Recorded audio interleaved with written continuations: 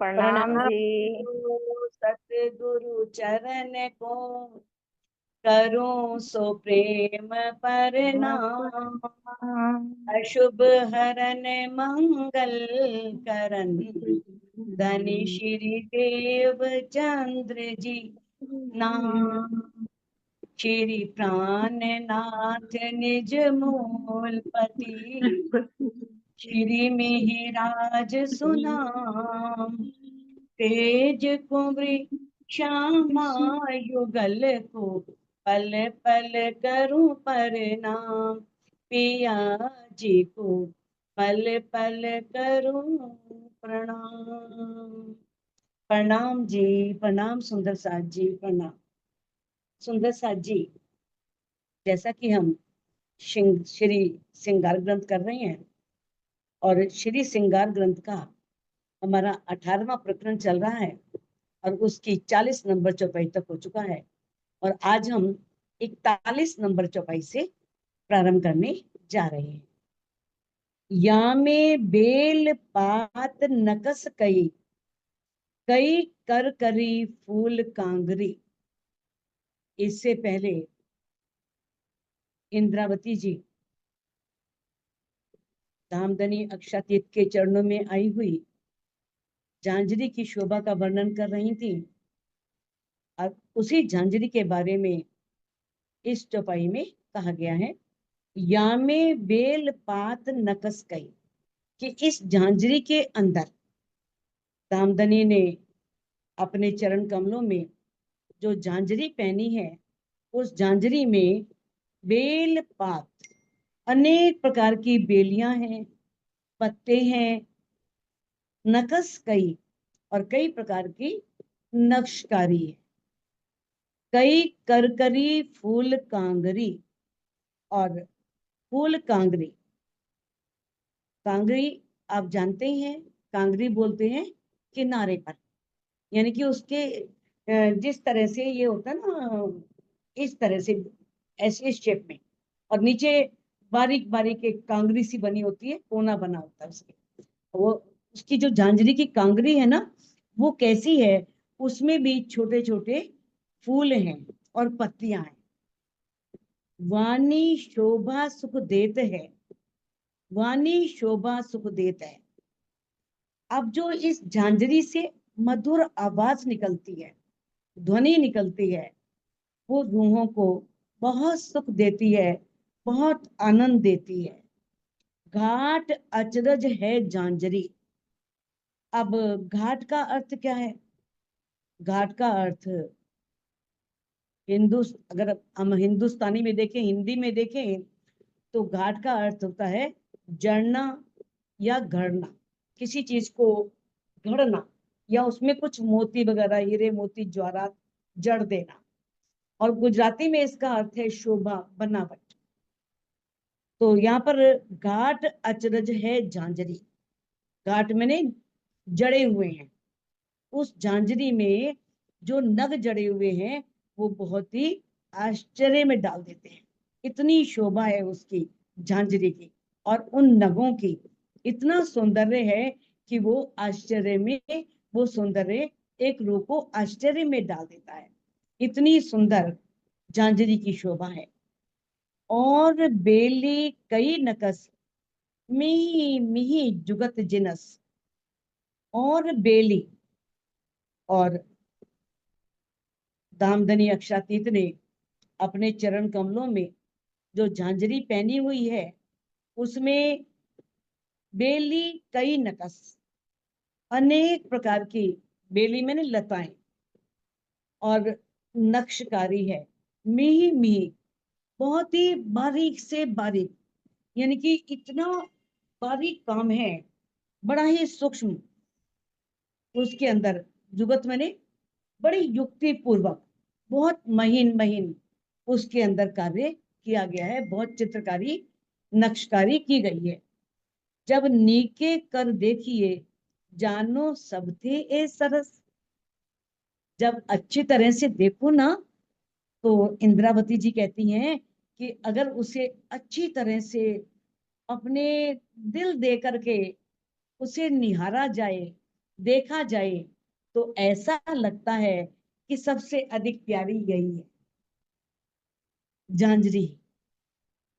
बल्कि सभी आभूषण सुंदर है, घुंघरी भी सुंदर है, काबी भी सुंदर है, कड़ला भी सुंदर है, लेकिन झांझरी का वर्णन हो रहा है, झांझरी को देखा जा रहा है, तो ऐसा लग रहा है कि झांझरी की शोभा तो सबसे अधिक है, न्यारी है, बिल्कुल अनोखी है।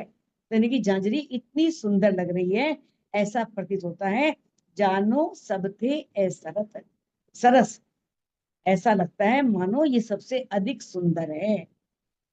जो शोभावत चरण को सो केते कहूं गुण इन। जो शोभावत चरण, जो धामधनी के चरणों में सुशोभित हो रही है झांझरी, उसके बारे में इंद्रावती जी कह रही हैं, सो केते कहूं गुण इन। उस झांझरी के गुणों के बारे में मैं कितना कहूं, कितना वर्णन करूं कि वो झांझरी कितनी सुंदर है। कोई घायल अरवा जा नहीं, जो होसी अरस के तन। वो है ना, दर्दी दर्दा जा नहीं, जो दर्दी होता है ना वही दर्द जानता है। मानो किसी कोई तकलीफ है, जिससे वो तकलीफ हुई हो, वही उसकी दर्द को जान सकता है, दूसरा कोई और नहीं जान सकता। बाकी तो पढ़ जाएंगे, बस चौपाई पढ़ ली और निकल गई। लेकिन जो घायल अरवा है, जो धामधनी के इन वाणी रूपी, इस सौंदर्य रूपी बाणों से चोट खाई हुई है, जिसके दिल में घाव हो गया है, वो ही रूह जान सकती है। बाकी और कोई नहीं जान सकता। जो होसी अरस के तन, जिस दिन के तन मूल मिलावे में है, परम धाम में है, यानी कहने का भाव यह है, ब्रह्म आत्माएं ही, ब्रह्म सृष्टियां ही इस सौंदर्य के द्वारा, जो घायल हुई रूह है, जिसने उस सौंदर्य को देखा है, जिसे धामधनी के नेत्र रूपी बाणों ने घायल किया है, जिसके अंदर वो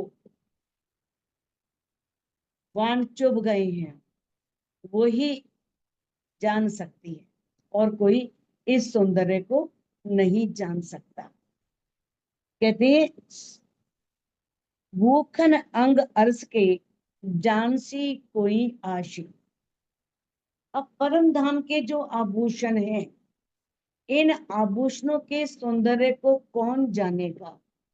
जो आशिक रूह होगी, जो धामधनी पर न्यौछावर होगी, जो धामधनी के श्रृंगार आभूषणों के, यानी कि उस सौंदर्य में डूबी हुई होगी, जो धनी से बहुत प्रेम करती होगी, वो रूह ही जान सकती है उन आभूषणों को, जो धामधनी ने अपने अंगों में धारण किए हुए हैं। अनेक सुख गुण गर्भित। अब ऐसा नहीं है, उन आभूषणों में तो बहुत से गुण गर्भित माने छिपे हुए हैं, प्रकट ही नहीं हो रहे। कुछ तो प्रकट हो रहे हैं, लेकिन सारे प्रकट नहीं हो रहे, वो सब छुपे हुए हैं। यानी कि किस तरह से उनके अंदर अनेक गुण छिपे हुए हैं। ए अरस सूरत अंग हक, जो दामदनी के जो नूरमयी स्वरूप हैं, उनके अंग रूप हैं आभूषण, अलग नहीं है। जब धामधनी इतने सुंदर है और धामधनी के अंग रूप आभूषण है, तो वो भी सुंदर होंगे क्या नहीं होंगे? वहां हर चीज धामधनी से प्रकट हुई है। धामधनी के अंदर जो गुण है, जो सौंदर्य है, वो सबके अंदर है। तो कहा है कि किस तरह से ये अरस सूरत अंग, ये जो धामधनी अक्षरातीत का नूरमयी स्वरूप है, उन्हीं के अंग रूप ये आभूषण है, और इनके अंदर अनंत सुख और गुण छिपे हुए हैं। बहुत से गुण ऐसे हैं जो उनके अंदर, जो स्पष्ट नहीं है, दिख नहीं रहे, लेकिन एक रूह बता सकती है कि उसमें और कौन कौन से गुण हैं, वो किस तरह से कहाँ कहाँ चोट करते हैं, कहाँ कहाँ उनका सौंदर्य पहुंचता है। दो मिल मधुरे बोलत, लेऊ खुशबुए के सुनो वान। अब राज्य के जो दोनों चरण कमल हैं, दो मिल मधुरे बोलत, अब धामधनी के दोनों चरण कमलों में जो धनी ने आभूषण पहने हैं, झांझरी, गुंगरी, काबी, करला, ये जो आभूषण पहने हुए हैं, अब जब इतनी मधुर ध्वनि निकलती है उन आभूषणों में से, तो इंद्रावती जी कहती हैं, लेओ खुशबुए के सुनो बहन। अब इंद्रावती जी आश्चर्य में पड़ जाती हैं कि मैं क्या करूं, मैं इसकी खुशबू लूं या इनकी ध्वनि को सुनूं, इनकी वाणी को सुनूं, क्या करूं। शोभा कहूं के नरमाई, अब मैं इनकी शोभा के बारे में वर्णन करूं या इनकी नरमाई के बारे में। नरमाई मैंने कोमलता, इतने कोमल आभूषण है, उनके बारे में वर्णन करूं। ए भूखन चरण सुभान, ये जो सुभान धामधनी राज्य के चरणों में जो आभूषण है, उन आभूषणों से जब ध्वनि निकलती है तो सोचती मैं क्या करूं। वो निर्णय नहीं कर पाती कि मैं इस पहले मधुर ध्वनि को सुनूं या इनमें से जो दिव्य गंध आ रही है पहले उस दिव्य गंध को ले। अब इतनी शोभा है उन आभूषणों की, तो उन्हें लगता है कि मैं इसकी शोभा के बारे में वर्णन करूं पहले या इनकी कोमलता के बारे में वर्णन करूं। तो इस तरह के इतने सुंदर दामदनी अक्षरातीत के चरण कमलों में पहने हुए आभूषण हैं। पान मधुरी घुंघरी, ए जुदे रूप रंग रस। अब जो घुंघरी की आवाज है वो बहुत ही मधुर है, बहुत मीठी है। ए जुदे रूप रंग रस, और इसका जो रूप रंग, रंग रस, रंग बोलते हैं आनंद, रस बोलते हैं प्रेम, और इसका रूप बिल्कुल सबसे अलग है। अब घुंघरी का वर्णन हो रहा है तो घुंघरी को सबसे श्रेष्ठ बताया जाएगा कि घुंघरी सबसे अधिक सुंदर है, इसका रूप ही अलग है, न्यारा है, इसमें से आनंद और प्रेम का रस निकलता है, आनंद और प्रेम प्रवाहित होता है। पांच रंग नग इनमें, अब इसमें पांच रंगों के नग जड़े हुए हैं, किसमें, घुंघरी में। जानो उन पे ए सरस, अब ऐसा लगता है कि झांझरी से भी अधिक सुंदर ये है। पहले इंद्रावती जी कह रही थी कि झांझरी सबसे सुंदर लग रही है, लग रहा है कि इससे अधिक शोभा किसी और कोई और हो ही नहीं सकती। अब जैसे ही घुंघरी को देखा तो घुंघरी लग रही है कि ये तो झांझरी से भी अधिक सुंदर है, इतनी शोभा है इसकी, इतना सौंदर्य है इस घुंघरी के अंदर। कई करड़े, कई बूटियां, नकस, नाके रंग और, कई करड़े। अब करड़े जो होता है ना, इसका भी अलग अलग प्रसंगानुसार अर्थ होता है। करड़े जो बोलते हैं ना, जैसे कानों में बालियां होती हैं, बालियों के ऊपर एक ऐठन सी होती है, ऐसे गोल गोल घुमाव होता है पेचदार, तो उसको भी करड़े बोल देते हैं। और गुजराती में नग को भी करड़े करड़े बोलते हैं, नग। तो यहाँ पर कहते हैं कई करड़े कई बूटियां, उसमें कई प्रकार के जो धामधनी के चरण कमलों में पहने हुए आभूषण हैं, उन आभूषणों में कई प्रकार के नग जड़े हुए हैं, कई बूटियां हैं, कई नक्शकारी हैं, नाके रंग और जो नाके हैं, नाके मैंने जो खाली स्थान है घुंघरियों की शोभा, तो कहते हैं वो उसका रंग कुछ और ही दिखाई दे रहा है। कहते हैं ए शोभा कहूं मैं किनमुख, जाको इन चरणों है ठोर। कहते मैं इसके बारे में क्या कहूं, क्योंकि इसका स्थान कहाँ है? धनी के चरण कमलों में है। कहते हैं जाको इन चरणों है ठोर, धनी की धाम धनी के चरणों में ही इसका स्थान है। और ये किस तरह से, जैसे धामधनी युगल स्वरूप मूल मिलावे में बैठे हैं और सारी सखियां चारों ओर घेर करके बैठी हुई हैं, ऐसे ही धामधनी के चरणों में ये आभूषण लिपटे हुए हैं। इन्होंने धनी के चरणों को ऐसे कस के पकड़ा हुआ है। तो जिनके धामधनी अक्षरातीत के चरण कमलों में स्थान हो, तो उसकी शोभा में कैसे, शोभा को कैसे वर्णन किया जा सकता है? उसकी शोभा तो अद्वितीय होगी, अनुपम होगी और अलग ही तरह की होगी। मानो लाल कड़ी मानिक की। कड़ी जानते हैं आप? कड़ी बोलते हैं जैसे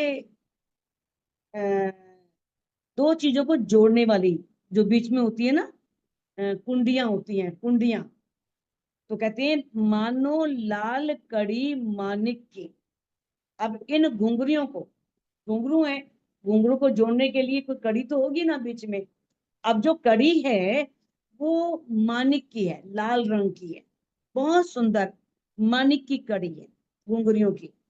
माए कई रंग बेल अनेक, और उन कड़ियों में छोटी सी कड़ी है, घुंघरुओं को जोड़ रही है, लेकिन उस कड़ी में भी अनेक रंगों की बहुत सी लताएं हैं। कितनी बारीक, कितनी सूक्ष्म चित्रकारी होगी जो उन घुंघरुओं को जोड़ने वाली कड़ियों में होगी। कितनी महीन बेल होगी उसके ऊपर।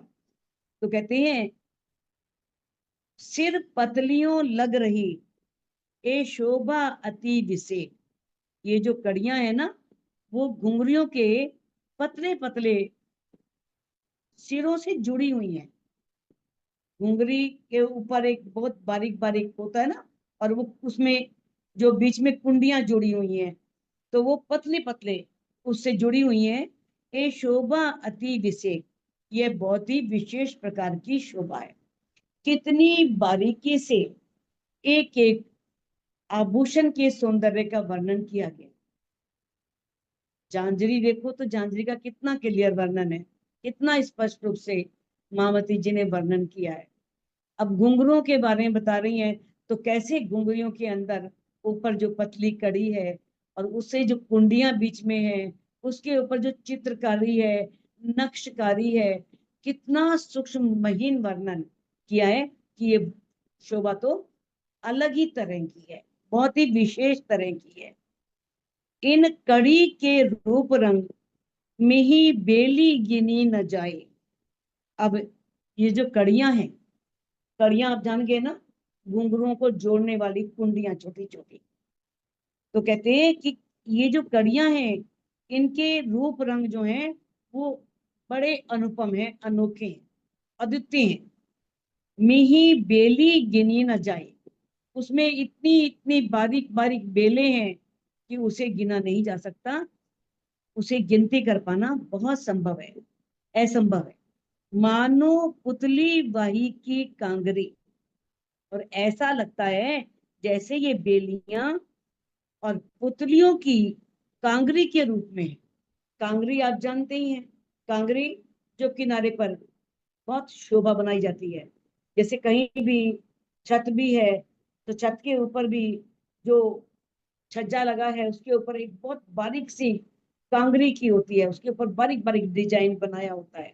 तो उसी तरह से वो जो घुंघरियां हैं, घुंघरी है, झांझरी घुंघरी, अब उसके अंदर जो पुतलियां हैं, वो पुतलियां ऐसा लग रहा है वो कांगरी बनी हुई है, ऐसे ऐसे नीचे पुतलियां बनी हुई हैं, तो कांगरी के रूप में वो लग रही हैं।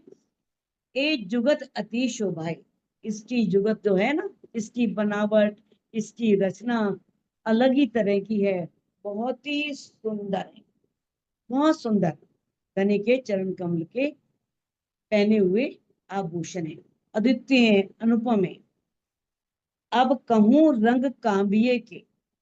अब इंद्रावती जी झांझरी घुंघरी के बाद कांबी का वर्णन कर रही हैं। कहती है अब मैं कांबी के रंगों के बारे में बताती हूँ कि कांबी किस तरह की है। कहते हैं पैरी जंजीर जो जुगत, धनी के चरण कमलों में ये जंजीर की तरह पहनी जाती है। जैसे जंजीर पहनती है ना, वैसे ये कांबी पहनी जाती है। और जुदे जुदे रंग हर कड़ी, इसकी प्रत्येक कड़ी में अलग अलग रंग आए हैं। एक एक कड़ी में अलग अलग रंग आए हैं। नैना देख न होए तृप्त, और इनको देखने से नैना कभी तृप्त नहीं होती। नैन हमेशा चाहते हैं कि देखते रहे। अब नैनों का तृप्त ना होना, इसका भाव क्या है, इसके भाव को समझो। इसमें बहुत रहस्य छिपा है, गहरा रहस्य छिपा है। जैसे हम किसी भी गंदी वस्तु को देखते हैं तो इच्छा नहीं होती देखने की, और वो इतनी सुंदर है, इतना सौंदर्य है, इस तरह से मन को लुभाने वाली है, मन को आकर्षित करने वाली है कि किस तरह से दृष्टि वहां से हटना चाहती है। और कोई गंदी वस्तु है और वहां दृष्टि पड़ जाए तो एकदम हटा लेते हैं, मन करता है कि इसे देखो ही नहीं। तो किस तरह से वो इतना सौंदर्य है कि दृष्टि चाहती है कि इस सौंदर्य को मैं हर पल हर क्षण देखती रहूं।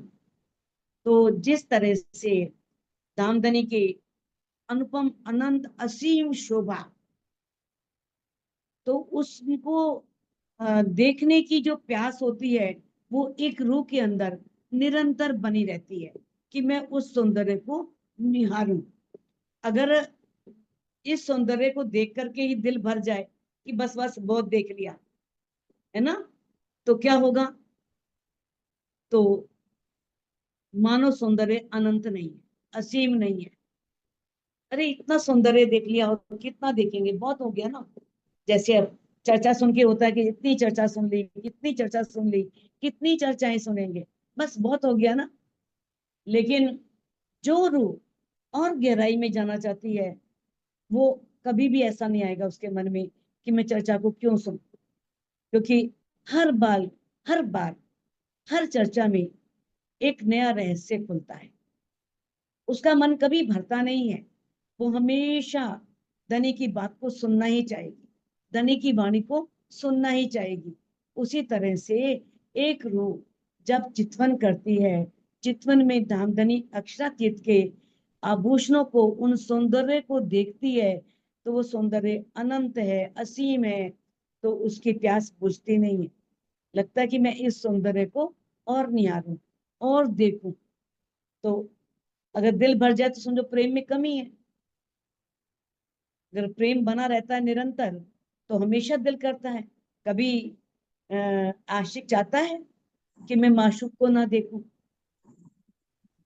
कभी दिल भरता ही नहीं। यानी कहते हैं ना, माशूक बैठे इत जाए पर दिल ना लगे इत, माशूक मुख देखन को हाय हाय नैना भी ना तरसत। कि धामधनी जाहिर बैठे हैं, प्रकट हो गए हैं यहाँ माया के ब्रह्मांड में, आपके अंदर धाम बना करके बैठे हुए, फिर भी आप कहते हो दिल नहीं लगता। क्या आपका अपने अंदर विराजमान माशूक के मुखारविंद को देखने के लिए जरा भी मन नहीं करता, जरा भी मन तरसता नहीं है? क्या एक बार मुखारविंद देख लिया तो बार बार मुखारविंद देखने को मन नहीं करता? तो इसका भाव यह है, नैना हुए नहीं तृप्त। ऐसा सौंदर्य है कि उस सौंदर्य को देखने की प्यास निरंतर बनी रहती है, देखने की चाहना निरंतर बनी रहती है। और एक रूह का मन कभी भी उस सौंदर्य से नहीं भरता। इसीलिए कहा है, प्रीतम के दीदार में नेत्रों को, नेत्र हमेशा अतृप्त रहते हैं, कभी तृप्ति नहीं। अगर तृप्ति होगी तो फिर क्या है? फिर तो मन ही नहीं करेगा देखने को, है ना। अतृप्त में निरंतर देखा जाते हैं, निरंतर वो प्यास बनी रहती है। अनेक कड़ियां जंजीर में गिनती हुए ना ताई, अब जंजीर में इतनी कड़ियां हैं, गिनती हुए न ताए, उसकी गिनती करना असंभव है, गिनती कर पाना संभव नहीं है। कई रंग नग एक कड़ी में, और एक कड़ी में कई रंगों के नग जड़े, एक बेल जंजीर गिनी न जाए। इस प्रकार जंजीर में बनी हुई जो बेलें हैं, उन बेलों को, उनकी गणना करना संभव नहीं है, उन बेलों को गिना नहीं जा सकता। इतनी बारीक बारीक बेलियां हैं, बारीक बारीक कड़ियां हैं कि गिनती नहीं हो सकती कितनी कड़ियां हैं, कितनी उसमें महीन महीन उन जंजीरों में बारीक बारीक नक्शकारी की है, बारीक बारीक उसमें लताएं बनी हुई हैं। ए विचार कीजिए जब दिल से, रूह की खोल नजर। अब इंद्रावती जी कहती हैं, यदि आप अपनी अंदर की रूह की नजर, अपनी रूह की दृष्टि से, अपनी आत्मिक दृष्टि को खोल करके अगर विचार करें अपने दिल में, तो आत्म दृष्टि से देखा जाता है और ज्ञान रूप में उसका अनुभव किया जाता है आत्मा के अंतस्करण में। आत्मा अपने अंतस्करण में उसका अनुभव करती है। अब जीव के अंतस्करण का तो कोई बात ही नहीं है यहाँ पर, यहाँ आत्मा के अंतस्करण की बात है।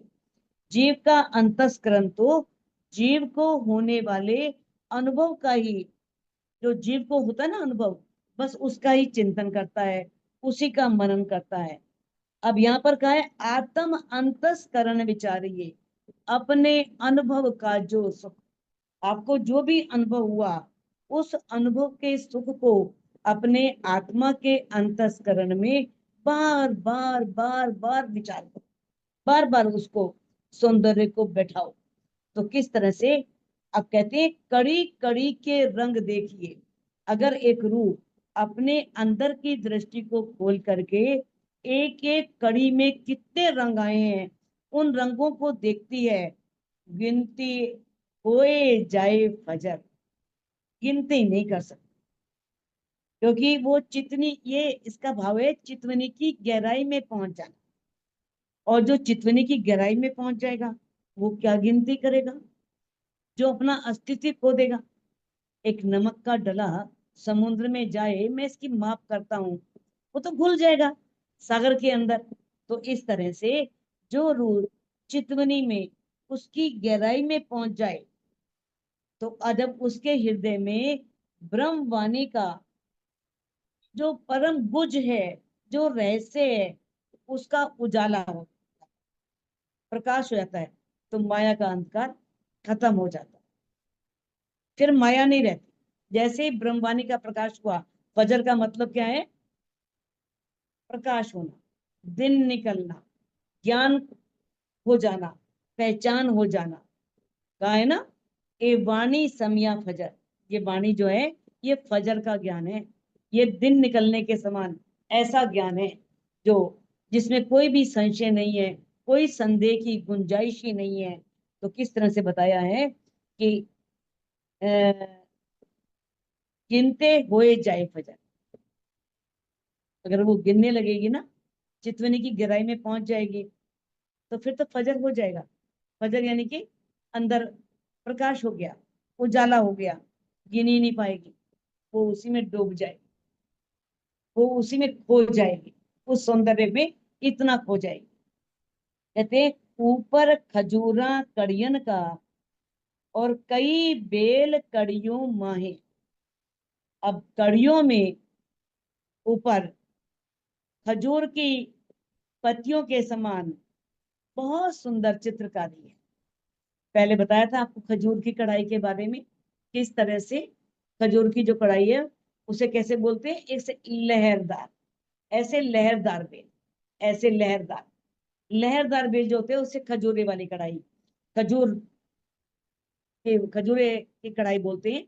तो कहते हैं जैसे खजूरा होता है ना उसकी कढ़ाई होती है, तो उस तरह से उन कड़ियों के ऊपर भी बहुत सुंदर चित्र बने हुए हैं, बहुत सुंदर चित्रकारी है।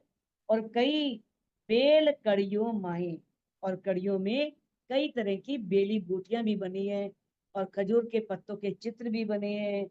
तिन बेलों रंग बेली कड़ियों, अब उन बेलों के अंदर भी, अब कड़ियों में जो बेलियां बनी हुई है ना, उन बेलियों के रंग और उन लताओं, जो बेलियां हैं उनके साथ कड़ियों के सौंदर्य की विशेषता, इंद्रावती जी कहती है, एक खूबी क्यों कर कहे जुबान, इस जुबान से नहीं कही जा सकती, इस जुबान से उसका वर्णन करना असंभव है, उसका वर्णन नहीं किया जा सकता। तेज ज्योत शोभा सलूकी, इन कड़ियों में अनंत तेज है, ज्योति है, शोभा है, सलूकी सुंदरता है। रूप के ताक देखे एक, इन्हें कहाँ तक देखे। एक कड़ी के अंदर देखो, एक कड़ी का वर्णन किया है, छोटी सी कड़ी जो जोड़ रही है, तो कहते हैं वो कड़ी जो है उसमें कितना तेज है, अनंत तेज भी है, शोभा भी है, सौंदर्य भी है। रूप कितना वर्णन करे। खुशबुए नरम स्वर माधुरी, इन कड़ियों में सुगंधी है, नरम कोमलता है, स्वर माधुरी, स्वर की माधुर्यता है, और कई सुख गुज इनके, और भी इसके अलावा इनके अंदर बहुत से गुज भेद छिपे, बहुत गुज रहस्य छिपे। अब ये जो बात कही गई है, आत्मा कितना देखे, कहने का भाव ये है, इतना अनंत सौंदर्य है, इतना, यानी कि जिसे सीमा में शब्दों में बांधा ही नहीं जा सकता। अब जो सौंदर्य के सागर में डूबने वाली है, सौंदर्य के सागर में शोभा में डूब चुकी है, वो आत्मा, जिसे खोज कौशल की मछली कहा है, तो ऐसी शोभा में डूबने वाली जो मछली है, आत्मा है, उसका पार कैसे पा सकती है। वो तो डुबकियां लगाती रहेगी, लगाती रहेगी, लगाती रहेगी, और आनंद लेती रहेगी, लेती रहेगी, लेती रहेगी, लागी वाली कछु और न देखे। पिंड ब्रह्मांड बाको है ही ना है, हैरी नहीं, वो तो खेले प्रेमे पार पियासो, देखन को तन सागर भाई। जिसे लग जाती है ना, फिर उसे कुछ दिखता नहीं है, उसके लिए फिर संसार कुछ नहीं रहता। वो किस तरह से अपने प्रीतम के साथ परम धाम के 25 पक्षों में विचरण करती है। तो वो तो मछली जो है आत्मा, वो तो उस शोभा में डूबती रहेगी, उतरती रहेगी, डूबती रहेगी, उतरती रहेगी, आनंद लेती रहेगी। पांच रंग नग हर कड़ी, कई बेल फूल पात। अब प्रत्येक कड़ी में पांच पांच रंगों के नग हैं। बताओ, एक कड़ी में पांच पांच रंग के नग जड़े हुए हैं, उसमें भी कई बेल फूल पत्तियां, फिर कई कटाओ, कई बूटियां।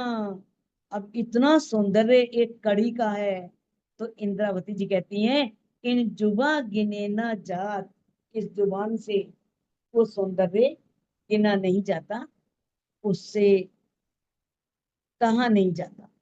वो सौंदर्य अनंत है, असीम है, अपार है।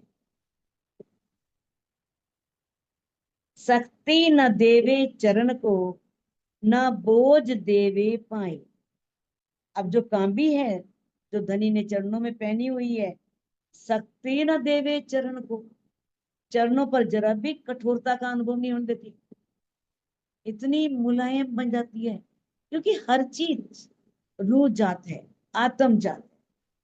हर आभूषण धनी को रिझा रहा, तो वो इतनी कोमल बन जाती है।